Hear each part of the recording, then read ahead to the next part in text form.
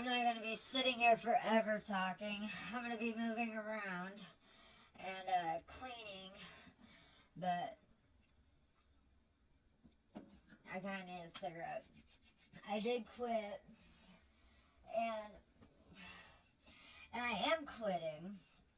Like, that's not a lie. I'm quitting, and I'm going to strictly just stay. I probably won't even smoke a cigarette now. I'm just gonna stay with these things.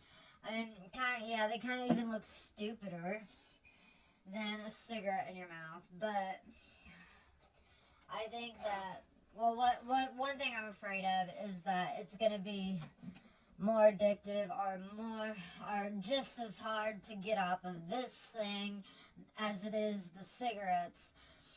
But what I'm hoping is that I don't get COPD.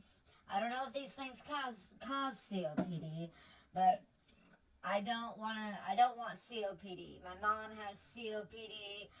You see people, having to carry their oxygen tanks and stuff, and I mean, I'm just not looking forward to getting old at all, It'd be one thing if I had my kids with me, but I don't. I'm with Danny, which is perfect, fine, great. Most of the time, it's a relationship, so it is what it is. And we're, for the most part, really happy together. It's just he's 12 years older than me. So he's going to be dying more than likely. It doesn't necessarily have to be that way, but not necessarily. But the chances of him dying before me are likely. So that just really, that makes me cry a ton. Thinking about being alone,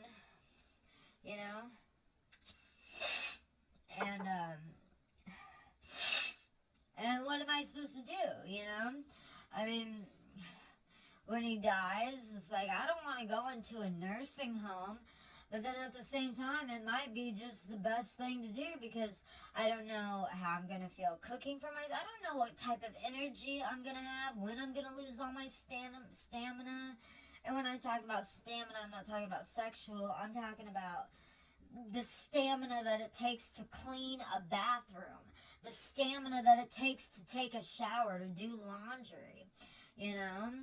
Like, I know right now, people have the option of having in-home workers that come in and, like if you're disabled or old, and they come in and clean the house for you, run errands for you and shit like that. Shit like I used to do for this one lady, but then I guess they realized they could make a job out of it, so they made a job out of it, except for I can't have a job at it because I don't have a license, but I can still drive without a license. I just can't drive for a company without a license. So I gotta get my license back, that's for sure. Hold on, I gotta find a lighter, I'm gonna freak out. So, and go ahead, talk shit all you want. If you are a government rule follower, good for you. I'm not, okay? I don't like the government, and I think rules are stupid, and I think murderers are necessary, and child molesters need to die. I think we should be teaching people to kill the right people, so that way we don't have, like in these scary movies, like, I'm so afraid to shoot the guy that's trying to kill me. Like, I would never be that kind of person. I know it. I know I would not be that kind of person. I'm sitting here trying to be a witch. And, I mean, I'm even thinking about, if I have to, sacrifice my cat. I'm not going to be afraid to take its life. No, I'm not. At first, like when I watched Kingsman, is that what it's called, Kingsman? When they had to shoot the dog, I was like, oh no, I could not do that. Oh, I could not do that. Well, then a lot of time has gone by, a lot of hurtful things, a lot of things that have hurt me, a lot of things that have disappointed me, a lot of things that are not fair, that are not my fault, that I do not understand, that I know that it didn't have to be this way. If people would just talk to me instead of talking about me and whatever, then, maybe things could be different, but it's not. It's better to just talk shit about Jessica behind her back, because they all know that I can fucking bring it to them and bring it to their face, and I get upset. And no, I don't have to get violent, but if they fuck up, yeah. If they try to come at me, fuck yeah, it's on. You know? I guess Danny said when we went, it was May 5th, 2017. I was having a suicidal moment, so I took a whole bunch of pills, and Danny, I just went to go lay down in bed, and Danny comes home and starts fighting with me. This was in the beginning of our relationship. It was not good at all. He was seeing other people, and I was just, getting high all the time. Just here, getting high all the time, cleaning, cooking, doing astrology, minding my own business. I knew he was cheating. I really didn't give a shit. It doesn't fucking matter. It doesn't fucking matter. We just met each other and whatever. So, but anyway, so all that, and then not having my daughters, my mom on top of it was talking shit. She would not listen to me. She was talking shit about me to Danny. So Danny didn't see anybody respecting me, or having my mom or dad be like, well, you really need to respect her, or, no, empty threats or anything. So, respecting me just goes out the window. Not my daughters, not my family, not my sister, not my mom, not my dad. Nobody does, I mean, my dad kind of does, but not really. Our relationship is more superficial because he was never there in my life, and it's not his fault. He would have been there, but my mom was the bitch, always bitching about him drinking, which still pisses me off to this very fucking day, because otherwise I could have had a dad in my life. Even if he was an alcoholic, at least I could have had a dad in my life, but I didn't. So, anyways, what was I going to say about this parental alienation thing? I don't know. Oh, yeah. So what I'm doing is getting into dark magic. Because my goal is to learn how to summon and control the demons. Learn about demonology. Learn to try to control them. How to respect them. How to... Because there's a way that they do it. There's a way that these people, they have saints, they have demons, and they do that, what they want. I just know. I can feel it in my gut that it's true. If it's not true, then fuck my gut and fuck what I'm saying.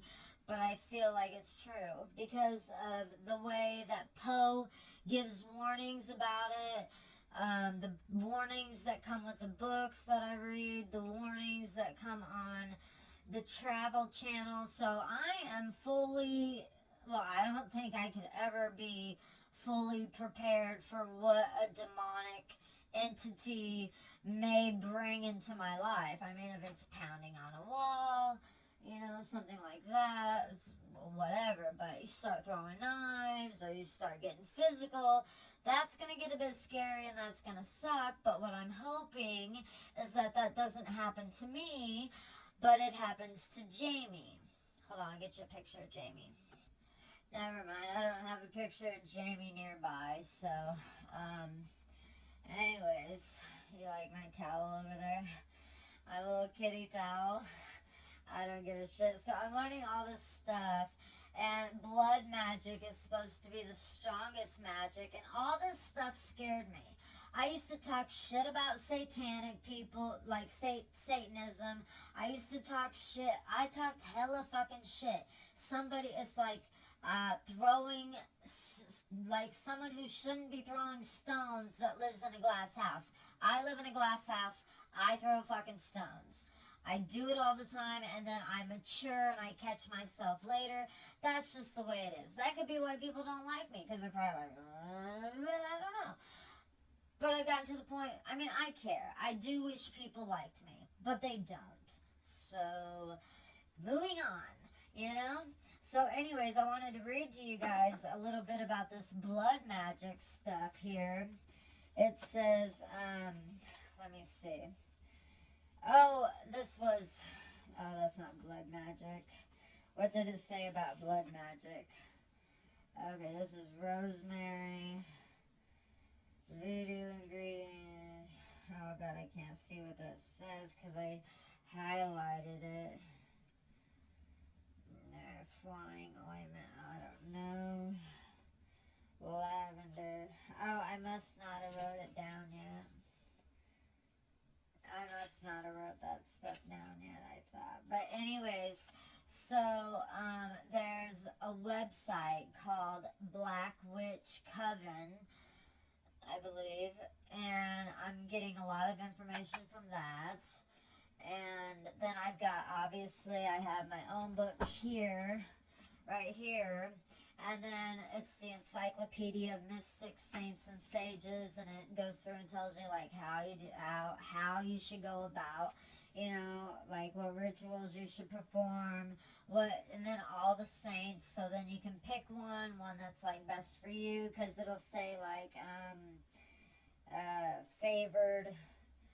It'll say favored people are usually somewhere in here. Favored people: mariners, stonecutters, ferrymen, marble workers, blacksmiths, and metal workers.